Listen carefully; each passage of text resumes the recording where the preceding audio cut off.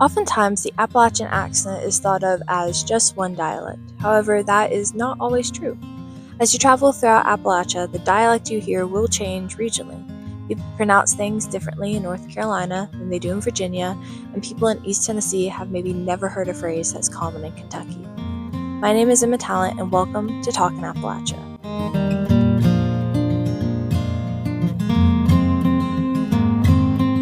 Today, we're going to explore the differences regionally in Appalachia by diving into the phonetics, syntax, and semantics of what is known as mountain talk. East Tennessee is the region of Appalachia that I'm lucky enough to call home, and it took the longest time for me to realize that I even had an accent, because everyone here talked just like me. So here's an example of a true East Tennessee accent from someone who was born and raised here. My name is Donnie Everett. I'm from Maryville, Tennessee. From that example, you can hear the common heavy pronunciation of consonants, typically the R sound, and that's present in my example from the word Everett. The accent is also shifted to the beginning of multiple syllable words. Maryville is commonly pronounced as Merville here in town. And in general, East Tennessee has that really syrupy, heavy, thick Southern drawl. That's what most people tend to think of when they think of that typical Southern accent. It's mainly in your throat and it's real slow and rich. This accent is mainly formed from the stretching of the vowel sounds, which aids that slow sound. For example, the word bed is most commonly pronounced as bed.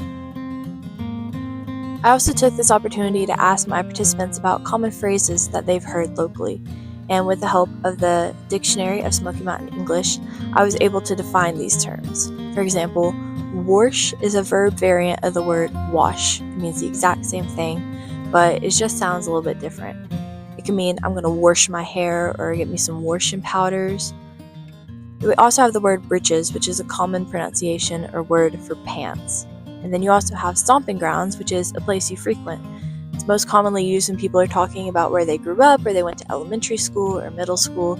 So when you show someone where you went to school, you'd say, "Oh, those are my old stomping grounds." The Western North Carolina accent is similar in many ways to the East Tennessee accent, but it ultimately does feature a few key differences. My next example comes from Wilkes County, North Carolina, just on the other side of the mountains from Maryville. My name is William Yates, and I am from Wilkes County, North Carolina. I did a lot of research through Matt Haynes, who is a voice actor and narrator on YouTube who breaks down accents on videos, and I was also listening to my various different examples I've gathered, and I drew a few different conclusions about the North Carolina accent. The biggest thing in this accent is the drawn-out vowels, and that's when a speaker leans on the vowels and creates a heavy diphthong. A diphthong means that it is a single syllable combining two different vowel sounds. For example, the contraction I am or I'm has that I sound, but also the of an A sound, so This also plays into how they tend to pronounce words as one syllable by just trimming or shortening the middle of the word. Word county is not pronounced by the sounds itself, it's blended together and pronounced as one syllable. County. I was actually not as familiar with the North Carolina terms. Saying something is pretty sorry means that it is poor or pathetic, and messin' and gawmin' means that you're tinkering around and getting into trouble.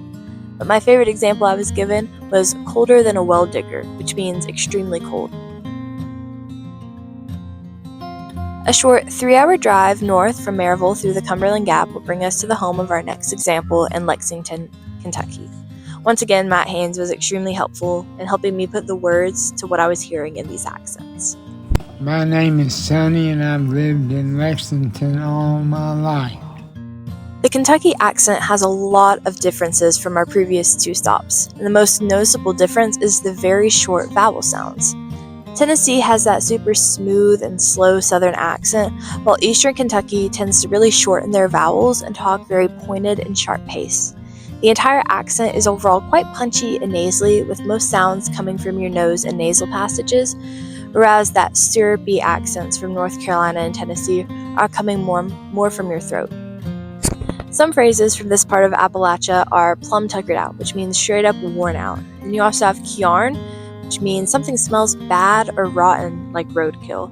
And this word actually comes from the Scottish and Irish settlements that were here in Appalachia, and their word carry on. I didn't realize it, but saying that you're fixing to do something is also an Appalachian slang. Just means that you're about to do something or going to do something. So when you've grown up talking this way, it's kind of hard to differentiate what is mountain talk and what isn't. There are so many different subgroups and cultures that I didn't have the opportunity to touch on today. And Appalachia is such a diverse place, and the erasure of things such as our language can contribute to the overall loss of our culture. If you just mesh all of Appalachia into one thing or one dialect, then you're missing out on the beauty that the diverse world of Appalachia has to offer. So I hope you learned something new today about my little slice of the world. My name is Emma Talent, and thank you for tuning in to Talking Appalachia.